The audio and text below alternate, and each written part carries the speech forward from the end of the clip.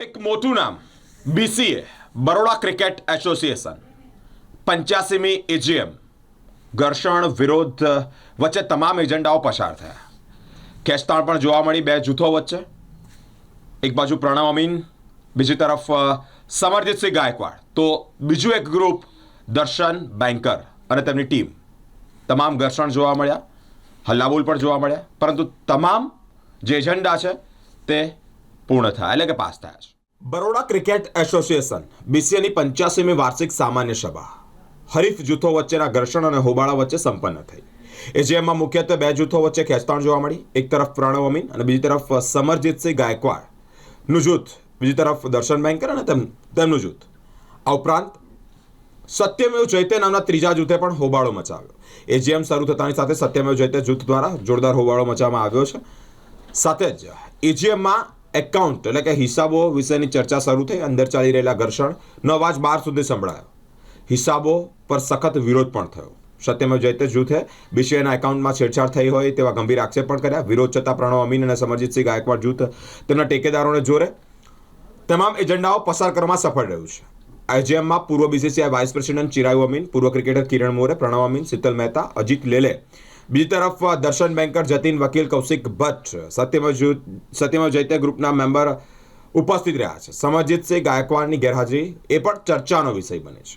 સત્ય વાત એ છે કે પ્રણવ અમીનના નેતૃત્વ હેઠળ બીસીએ દ્વારા કરવામાં આવેલા મહત્વના કાર્યોને પ્રકાશિત કરવામાં આવ્યા છે. વડોદરાને પ્રણવ અમીનની અધ્યક્ષતામાં કૌટુંબિક સ્ટેડિયમ મળ્યું. આ સ્ટેડિયમ મળ્યા બાદ વડોદરામાં આંતરરાષ્ટ્રીય સ્તરે ક્રિકેટરો રમીને ગયા. સ્ટેડિયમ પાછળ થયેલા ખર્ચ માત્ર મુખ્ય સ્ટેડિયમ માટે જ નહીં, પરંતુ ત્યાં અન્ય બે ગ્રાઉન્ડ પર પણ બનાવવામાં આવ્યા છે. મહત્વની બાબત એ છે કે બે જૂથો અગાઉ સામસામે ચૂંટણી લડતા હતા. બે જૂથો એક થઈ ગયા, ચૂંટણી પ્રક્રિયા પણ બંધ થઈ, જેના કારણે છેલ્લા 2 ટર્મથી પ્રણવ અમીન બીસીએની કમાન સંભાળી રહ્યા હતા. સત્યમેવ જયતે નામે ત્રીજું જૂથ ઊભું થયું અને હોબાળો પણ મચાવ્યો. આજની એજીએમની પરિસ્થિતિ સ્પષ્ટ સંકેત આપે છે કે પ્રણવ અમીન અને સમરજીતસિંહ ગાયકવાડ જૂથનો પકડ મજબૂત છે. જો આવતીકાલે ચૂંટણી યોજાય તો પ્રણવ અમીન અને સમરજીતસિંહ ગાયકવાડ જૂથનો એકતરફી વિજય થાય તેવી પણ શક્યતાઓ સેવાઈ રહી છે. આપણે આજે છે ને બીસીએની એજીએમ હતી. મેઇન અમુક એજન્ડા આઇટમ્સ હતા. એક નંબર 1 તો આપણું અકાઉન્ટ્સ પાસ કરવાનું, ઓડિટર્સ અપોઇન્ટ કરવાનું, ઓમ્બુડ્સમેન અપોઇન્ટ કરવાનું, અને બીજું એક અમે સ્પેશિયલ એજન્ડા લીધો છે કે આપણું ઇલેક્શન અને એજીએમ ડીલિંક કર્યા. અને બધાને સમજ નથી પડતી કેમ આવું કરીએ છીએ. Why we are doing it is because આપણું ઇલેક્શનની ડેટ જે 3 યર ટર્મ અને એજીએમની ડેટ હમણાં કોન્સ્ટિટ્યુશનમાં સાથે છે. આપણે ટર્મ્સ જુદા છે. ટર્મ્સ જુદા હોય એટલે એજીએમ ડીલે થાય. એજીએમ ડીલે થાય એટલે we are not allowed first of all. અને બીજું શું છે કે આપણે પૈસા નથી મળતા બીસીસીઆઈમાંથી, એટલે we have decided to delink it. એટલે એજીએમ આજે ખાલી પ્લેન એજીએમ કરી. હવે ઇલેક્શન આવશે જ્યારે આ ટર્મ પતશે ફેબ્રુઆરીમાં, ત્યારે ઇલેક્શન આવશે. એટલે આ હતા મેઇન એજન્ડા આઇટમ્સ આજની એજીએમ માટે. આંખો में दबाई लो सेब भी हटाए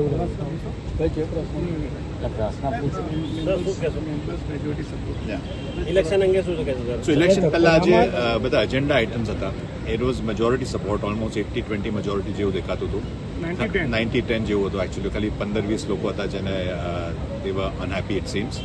અને એવરીવન ઇઝ ઇન ફેવર. આપણે જે પોઝિટિવિટીથી કામથી જે કરી રહ્યા છે એવરી ઇઝ ઇન ફેવર. 2 મહિનામાં આપણી ઇન્ડિયા અને ન્યૂઝીલેન્ડની મેચ બી આવવાની છે. So you have to get ready for that. Stadium is well appreciated. BCCI એજીએમમાં બી સેક્રેટરી એમના સ્પીચમાં કહેલું કે બરોડાનું સ્ટેડિયમ બહુ સરસ છે. મોસ્ટ લાઇકલી કદાચ આપણને WPL બી પાછું આપશે બીકોઝ આપણું success is so good and આપણી ફેસિલિટીઝ આર સો ગુડ. બધા રેઝોલ્યુશન જે આજે હતા એ has been pass with lot of majority, 90-10 majority.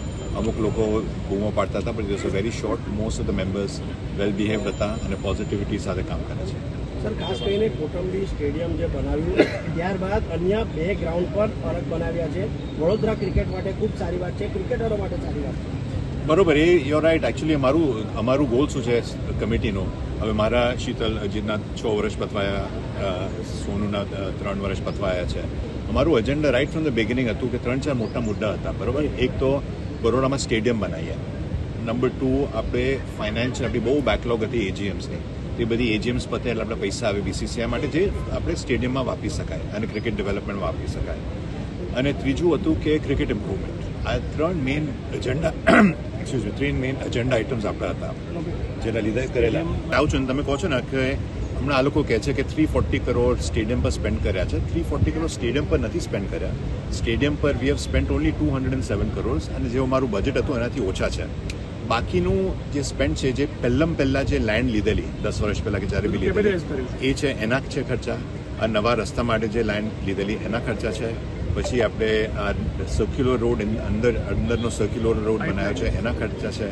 પછી સરદાર સરોવરનું પાણી લઈ આવ્યા છે કે ત્યાં પાણી લેવલ નથી. એટલે આ બધા ખર્ચા છે. અને બીજું તમે જો કરેક્ટ કહો છો ત્યાં second grade ground, third ground છે, એનું ડ્રેસિંગ રૂમનું કામ ચાલી રહ્યું છે. મારા ઈચ્છાથી we should buy more land and વધારે ત્યાં કરવા જોઈએ because this should be a centre of cricket excellence. એટલે જેટલા વધારે ક્રિકેટ ગ્રાઉન્ડ ત્યાં કરીએ બધા આપણા સ્ટુડન્ટ્સ ત્યાં they will get a chance to play more over. Sir, એક જ રસ્તો હતો, હવે બીજો રસ્તો પણ તૈયાર થઈ ગયો છે. કદાચ ઇન્ડિયા ન્યુઝીલેન્ડની મેચ છે એ વખતે રસ્તો પણ ઓપન કરી દેવાશે, આ વાત સાચી? Yes, absolutely. બીજો રસ્તો તૈયાર છે, જે મોટો જે 100 ફૂટનો રસ્તો છે એ ઓલરેડી તૈયાર છે. ડાયરેક્ટ હાઈવેથી આવશે. ડાયરેક્ટ હાઈવેથી 2 એક્સેસ આવશે. અમે ફ્યુચરમાં ત્રીજો એક્સેસ બી ટ્રાય કરી રહ્યા છે અને જે ધારાસભ્યો સાથે વાત કરી અને જોઈએ છે કે શું બીજું થતું હોય તો we will try doing third road also. Traffic જામનો કોઈ ઇશ્યુ છે? તે લોકો તરફથી તમારા વિરુદ્ધમાં બીસીસીઆઈને એ લોકોએ ઈમેલ પણ કર્યો હતો, પણ ત્યાંથી એ ઈમેલ ખારીજ કરવામાં આવે છે કે તથ્યતા કેટલી? So you write. Actually unfortunately થોડું નેગેટિવિટીમાં કામ કરતા હતા બિકોઝ મારું અપોઝ કરે બીસીસીઆઈમાં જવાનું મને કશું ફરક નથી પડવાનો, પણ બીસીએને ખાલી નુકસાન થાય. પણ હું બીસીસીઆઈમાં જાઉં તો I can network, I can try getting asking for a match, પૈસા લઈ શકું. બટ બાય સ્ટોપિંગ મી એ લોકોએ પ્રયત્ન તો કર્યો, પણ બીસીસીઆઈ વેરી ક્લિયરલી કહ્યું ફ્રિવલસ કમ્પ્લેન છે. I can show to all of you. BCCI, ombudsman અને ઇલેક્ટોરલ ઓફિસરે કહ્યું છે કે એકદમ ફ્રિવલસ કમ્પ્લેન છે, there is no merit in it at all. અને આજે કહે છે કે મારા 19 વર્ષ પતી ગયા. 19 વર્ષ પછી ગયા તો હમણાં સુધી શું છપ મારતા હતા? ખાલી હમણાં ચૂકા મોટ્યા. So BCCI said everything is frivolous, there is no issue. I can share that. એ ખબર નહીં, એક્સ ક્રિકેટર હશે એટલે એમને બહુ ક્રિકેટનું ખબર હશે. પણ હું શું કહું છું કે જો ક્રિકેટિંગમાં છે ને આખું પ્રોસેસ છે, right? You have to go with the process. All over India all બધા એસોસિએશનમાં ખાસું સારું ક્રિકેટનું પ્રોગ્રેસ થાય છે. આઈપીએલ બી ખાસા રમાય છે. વી વર લિટલ લેટ. આપણે સ્ટેડિયમમાં આપણે થોડા લેટ હતા એટલે પ્રાયોરિટી હતી કરવાની. આપણી ક્રિકેટિંગ પ્રોસેસ ઇઝ ગુડ. મેં કહ્યું કે વી રીચ સેમીફાઇનલ્સ ઓફ સૈયદ મુશ્તાક અલી, જે આપણું પ્રીમિયર T20 ટુર્નામેન્ટ છે. વિજય હઝારે મેં આપણે નોકઆઉટ્સમાં હતા. સો આપણી ક્રિકેટિંગ ડેવલપમેન્ટ ચાલે છે, પણ એની માટે કન્ટિન્યુટી જોઈએ. એવું નહીં કે ઓવરનાઇટ ચેન્જ થઈ શકે. And this has to start junior ક્રિકેટમાંથી, ગ્રાસરૂટ લેવલમાંથી, એકેડેમીમાંથી. એટલે લોકો કહે છે કે તમે પૈસા સ્પેન્ડ કરો છો, પણ આઈ એમ વેરી ક્લિયર કે we will spend money. Cricketing પર અમે પૈસા સ્પેન્ડ કરશું because it is good for cricket. અમારું ગોલ નથી કે પૈસા સેવ કરીને મૂકી રાખવાનો. We are going to spend on number 1 on infrastructure and number 2 on cricketers and cricket. We want to give the maximum facilities and ધીરે ધીરે ઇમ્પ્રૂવ થશે. આઈ એમ શ્યોર પ્લેયર્સ આવે છે, એનસીએમાં પ્લેયર્સ જાય છે, ઇન્ડિયા જાય છે, અંડર 19 સેમીફાઇનલમાં પહોંચે. સો ક્રિકેટિંગ ચાલે છે. સમજીસિંહ ગાયકવાડનું ગ્રુપ તમારી સાથે છે કે? એબ્સોલ્યુટલી. અમે there is no doubt about that. એમાં જો તમારું વિઝન સેમ હોય, અને જ્યારે હું સમજીસિંહ મળેલા, અમારું વિઝન સેમ હતું કે ક્રિકેટ માટે કામ કરીએ. એટલે અમે બધા અલગ ગ્રુપના હતા, બધા સાથે આવી ગયા છે બિકોઝ વી આર ટુગેધર અને ક્રિકેટના ફાયદા માટે જ અમે કામ કરી રહ્યા છીએ. સાહેબ, સત્યજીભાઈ જયદેવ ઉમરાએ એવું બી આક્ષેપ કર્યો છે કે તમે પ્રેસિડેન્ટ છો અને તમે તમારી ટીમ ઉતારી શકો એના. Good question. સો ગુડ ક્વેશ્ચન. તો તમે સંજય પટેલને પૂછી જો, એ બોર્ડ પર છે ઇન્ડિયા સિમેન્ટ્સ પર. ઇન્ડિયા સિમેન્ટ્સનું ઓનર છે શ્રીનિવાસન બીસીસીઆઈના સેક્રેટરી હતા. એમની ક્રિકેટ ટીમ કઈ છે? Super kings. બરાબર. ધ રીઝન એલેમ્બિક આમાં ઉતરેલું કે જ્યારે અમે ટીમ્સ ઓપ્શન કરતા હતા, so number 1 I tell you conflict of interest કે છે. તો નંબર 1 બીપીએલ, જે બીપીએલ કાઉન્સિલ છે, હું એ કાઉન્સિલમાં પાર્ટ નથી અને આઈ હેવ નો દિસ. એમાં અનંત તેંડુલકર પ્રેસિડેન્ટ હતા, then he couldn't do it, so then Sheetal became the chairman. એટલે ડે ટુ ડે ડિસિઝન્સમાં હું કશે ઇન્વોલ્વ નથી એમાં. નંબર 1. નંબર 2, એ લોકો બીસીએ ક્રિકેટની ટીમ, હા, BCA also looking for sponsorship અને દે વર લુકિંગ ફોર એક્સ્ટ્રા સ્પોન્સર્સ. એવું નથી કે 10 હતા અને દે સિલેક્ટેડ મી. સો એવું કશું હતું નહીં. 5 ટીમ્સ, 5 ઓનરે કહ્યું કે મળવું છે અને 5 ઓનર, હું 5મો હતો. So I got the team. Financial મારું કશું હાથ નથી. I am paying the same amount that the other teams are paying, so there is no financial involvement, there is no financial benefit. તમે બધા ટીમ ઓનર્સને પૂછજો કે સિલેક્શન પ્રોસેસ કઈ રીતે થયેલું. It was a open cheat system અને એમાં થયેલું. એવું નથી કે હું એકચ્યુઅલી બીપીએલ ટુર્નામેન્ટ વખતે હતો બી નહીં. સો આ કહે છે ઇટ્સ રબિશ એલિગેશન, બીજું કશું છે નહીં એ લોકો પાસે. That's why they talking about this. જે બીસીએ મેમ્બર નથી તે પણ સલાહ આપી રહ્યા છે. એ ખબર નહીં, એ તો હવે પછી તમે લોકો જોવું પડશે શું ચાલુ રહ્યું છે. સર, થર્ડ ફ્રન્ટને જોખમી માનો છો? જે રીતે સત્યમેવ જયતે ગ્રુપ બન્યું છે, જે રીતે ડિનર ડિપ્લોમસી થઈ છે, તો એ કહે છે કે અમારા તો પ્રેસિડેન્ટના ઉમેદવાર બી ડિક્લેર છે, હજી એ લોકો તો પ્રેસિડેન્ટના ઉમેદવાર નક્કી કરવામાં બી ફાંફા પડી રહ્યા છે. આજની સ્ટેન્ડ જોઈ લીધી ને જો અમારી આઈ થિંક અમારું ગ્રુપ જે છે it's as a said it's very positive and transparent group. Samarjitsinh, હું, બાકીના બધા બી અમારા સિનિયર અધિકારીઓ છે. We are all very involve. We have lot of ex cricketers who are involve with us બધા સાથે, and we will decide a candidate. We have some thoughts. હજુ ઇલેક્શનનો ટાઈમ છે. જ્યારે ઇલેક્શનનો ટાઈમ આવશે we will give a fitting reply.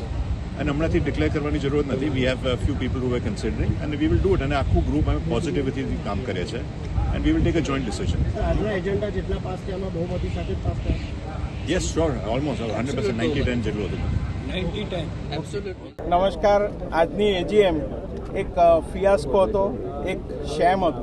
કારણ કે એજીએમનો મતલબ શું હોય કે તમે એક એજન્ડા મૂકો, પછી એની પર ડિસ્કશન થાય. બંને પાર્ટી બધા મેમ્બરોનો ઓપિનિયન લેવાય કે આ એજન્ડા સાચો છે અને પછી એના પર વોટિંગ થાય. અહીંયા આગળ 8 કે 9 જે એજન્ડા હતા એમાંથી એક પણ કોઈ પણ પ્રકારનું ડિસ્કશન નથી. અને તમે આજે લોકસભામાં બી જાઓ તો ગમે તેટલો વિરોધ પક્ષ હોય, વિરોધ પક્ષના નેતાને, વિરોધ પક્ષના લોકોને બોલવાનો મોકો મળે કોઈ બી એજન્ડા માટે. અહીં આગળ એવું કશું જ થયું નહીં. એજન્ડા મૂક્યો, પાસ, અને એવી રીતે આખી એજીએમ ફક્ત 12 થી 15 મિનિટમાં પતાવી દેવામાં આવી. કોઈને કશું બોલવા દેવામાં આવ્યું નથી અને સ્ટેજ પરથી જેવી એજીએમ પતાવી પાસ કરીને ઉતરી ગયા છે. તો આ એક પ્રકારનું, મારી જોડે સિનિયર લોકો છે એ લોકોએ તો એવું કીધું કે આવી એજીએમ અમે અમારી જિંદગીમાં જોઈ નથી કોઈ બી એનજીઓમાં.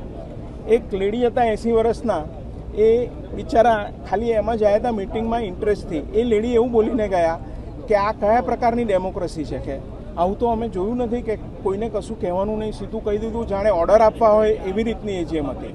તો એજીએમ બોલાવી શું કામ, સીધો ઓર્ડર જ આપી દેવાનો હતો બધાને. તો ધીસ ઇઝ એબ્સોલ્યુટલી શેમ. અને આ અત્યંત દુઃખદાયક ઘટના છે કે ભાઈ બીસીએમાં આવી રીતનું થઈ રહ્યું છે. અને તમે જોઈ લીધું ને, જેવું એમને લાગ્યું કે અમે સ્ટેજ પર જઈને અમારું પ્રેસ કોન્ફરન્સ કરીએ તો બીસીએનું બોર્ડ ઉતારી દીધું. કેમ, અમે બીસીએના મેમ્બર નથી, અમારો હક નથી બીસીએ પર? જેટલા મેમ્બર બાકીના છે એનો એટલો જ હક છે જેટલો એમનો છે. ખાલી એ સત્તાધીશ છે એટલે એમને વધારે હક છે એવું કોઈ જગ્યાએ નથી. તો this is not democracy, this is not an NGO, this is આ એક પ્રકારનું એક હથ્થું શાસન અને રાજાશાહી ચલાવી રહ્યા છે. અવાજ દબાવવાનો પ્રયાસ છે એકદમ તદ્દન દબાવવાનો. ક્યાં અવાજ કાઢવા જ નથી દેવામાં આવ્યો, અવાજ કાઢવામાં નથી દેવામાં આવ્યો. મારું નામ કલ્પેશ પરમાર છે અને હું બીસીએનો ઓર્ડિનરી મેમ્બર છું અને હું પાસ્ટમાં મેનેજિંગ કમિટી અને ફાઇનાન્સ કમિટીનો ચેરમેન બી રહી ચૂકેલો છું. અને મારો ખાસ ધ્યાન છે એજીએમ માટેનો એ એકાઉન્ટ્સ અને એના લાગતા હિસાબોનો હતો. હવે આ એજીએમની અંદર ટ્રાન્સપરન્સીનું તો ટોટલી ખૂન કરી નાખવામાં આવ્યું છે. ટ્રાન્સપરન્સી, ડેમોક્રેસી કહો, ગમે તે કહો, એ પૂરેપૂરું એનું તો ખૂન કરી નાખવામાં આવ્યું છે. અમારા મુદ્દા તમને બ્રીફમાં જો કહેવા હોય તો બીસીએ 342 કરોડ રૂપિયા ખર્ચ્યા. 342 કરોડનો ખર્ચાનો હિસાબ ફક્ત 4 લાઇનમાં તમને એન્યુઅલ રિપોર્ટમાં મળશે. મેં એનાથી વધારે કશું જોયું નથી. મેં એમની પાસેથી 39 પ્રશ્નો પૂછેલા, એના ફક્ત એ લોકો પાસે 4ના જવાબ મળ્યા અને 4ના જવાબ જ મને આપી શક્યા. અને 4 એમની ભૂલ હતી જે એમને સ્વીકારી. અત્યારે સ્ટેજ ઉપર ઊભા રહીને એમને 4 ભૂલો સ્વીકારી. એ 4 સિવાય એક બી પ્રશ્નનો જવાબ ના તો લખીને આપ્યો છે ના પૂરું કર્યું છે. હવે ત્રીજું કે એની અંદર ટ્રાન્સપરન્સીનું એક સ્પેસિફિક 10 લાખની ઉપરના કોઈ બી ખર્ચા વેબસાઇટ પર આવવા જોઈએ. એ આજ લગીને કદી મૂક્યા નથી. હું જેવો પ્રશ્ન પૂછીશ એ તરત નીચે ઉતરી જશે કારણ કે પ્રશ્નનો જવાબ નથી. આજની તારીખમાં એમની પાસે એક બી પ્રશ્નનો જવાબ નથી. જે રીતે દર્શનભાઈ કીધું કે ભાઈ દરેક એજન્ડાના પ્રશ્નો, કોઈના બી ક્વેશ્ચન હોય એને ડિસ્કશન કરવા માટે દરેક વ્યક્તિને આઝાદી હોવી જોઈએ, એટલીસ્ટ મેમ્બર્સને, તો એજીએમ કહેવાય. હવે આ પહેલો જ એજન્ડા પર જ્યારે ક્વેશ્ચન કરવામાં આવ્યો એમને તરત સાંભળ્યા વગર એક ક્વેશ્ચન ઉડાવી દીધો. એવી રીતે દરેક એજન્ડા પર ઉડાવી દીધા. હવે ખાસ મુદ્દો એવું છે કે આ એજીએમમાં છે ને અમુક કોન્સ્ટિટ્યુશનના બંધારણના ચેન્જીસ કર્યા છે. હવે એ ચેન્જીસ માટે 3/4 મેજોરિટી એજીએમની જોઈએ. આજની તારીખમાં 3/4 મેજોરિટી જેવું એમને મળ્યું જ નથી. એવું કોઈ કાઉન્ટ લેવામાં નથી આવ્યો અને એવો કોઈ ઓર્ડર બી પાસ કરવામાં નથી આવ્યો. એટલે હવે સુપ્રીમ કોર્ટમાં જઈને આ લોકો ખોટી એફિડેવિટ ફાઇલ કરશે, જુઠ્ઠી એફિડેવિટ ફાઇલ કરશે કે ભાઈ આ રીતનું 3/4 મેજોરિટીથી અમે પાસ કરેલું છે. એટલે આ અને બીજી વસ્તુ એ છે કે એજીએમની અંદર ઇલેક્શન એ એજન્ડા છે. હવે આ એજીએમમાં ઇલેક્શનનો એજન્ડા બી ઉડાવી દીધો એમને, કારણ કે ઇલેક્શન કરવું નથી. એટલે એમને અહીંયા ને અહીંયા સત્તા પર ચોંટી રહ્યું છે, આટલા વર્ષોથી ચોંટે છે, એ રીતે વધારે હવે 342 વપરાય છે, હવે રહ્યા છે બીજા 101 કરોડ એ બી વાપરવા છે. આ જ એમનો ખાસ મુદ્દો હોઈ શકે. અને બીજી ખાસ વસ્તુ એ છે કે હવે સુપ્રીમ કોર્ટમાં જ્યારે એપ્લિકેશન કરશે અને સુપ્રીમ કોર્ટ જ્યારે ત્યારે બી એમને જવાબ આપશે, એમાં 2 વર્ષ લાગશે, 3 વર્ષ લાગશે, ત્યાં સુધી બી એ સત્તા પરથી હટે નહીં અને એમને ચાલુ રહેવા માટે આ કાવતરું ઘડેલું છે. અને આજની તારીખમાં તો હદ થઈ ગઈ. આટલા વર્ષોની બધી એજીએમઓ મેં જોઈ છે, હું દરેક એજીએમમાં બોલનારો છું, મારા દરેક વખતે એજીએમની અંદર મિનિટ્સમાં મારા વક્તવ્યો બી આપ્યા હોય છે, પણ આ વખતે એમને એટલી બીક લાગી હતી, એટલી ગભરામણ થયેલી કે આ પૈસાનો હિસાબ માંગશે, અમે હિસાબ આપી નહીં શકીએ, એટલા માટે ઊભા થઈને પૂંછડી દબાઈને ભાગી ગયા છે, બીજું કશું નથી કર્યું. એમણે જ નામદાર સુપ્રીમ કોર્ટના ઓર્ડર પ્રમાણે એફિડેવિટ કરીને કોન્સ્ટિટ્યુશન રજૂ કર્યું. કોન્સ્ટિટ્યુશનમાં 30 સપ્ટેમ્બર પહેલાં એજીએમ લાવવાની હતી, એજીએમ નથી લાવતા. ત્યાર પછી એની સાથે ઇલેક્શન કરવાનું હતું, ઇલેક્શન નથી લાવતા. એજન્ડા ચેન્જ કરવો હોય તો આ કોન્સ્ટિટ્યુશન સુપ્રીમ કોર્ટમાં જે રજૂ કર્યું એના એજન્ડામાં અહીંયા નીચે લખ્યું છે કે પ્રપોઝ કોઈ મેમ્બરે કરેલું હોય કે તમે કોન્સ્ટિટ્યુશન બદલો, ત્યાર પછી એ કોન્સ્ટિટ્યુશન બદલવા માટે એમણે એપેક્સ કાઉન્સિલમાં પાસ કરવું પડે. અને એ જે બી જે છે 21 દિવસની નોટિસ આપી અને અહીંયા કહ્યું છે કે જે તમે એજન્ડા, તમે જે કોન્સ્ટિટ્યુશન બદલો છો એના પેપર શેના પરથી તમે કયા નિર્ણય પર આવો છો એ કોઈ નિર્ણય બતાવવા ન આપ્યા કોઈ મેમ્બરને. અને સાથે પછી છેલ્લે એક જ વસ્તુ અમે કહીએ એ રીતે કોઈ મેમ્બરને બોલવા નહીં દેવાનો, કોઈ મેમ્બર પાસે કોઈ પોતાનો ઓપિનિયન રજૂ ના કરે.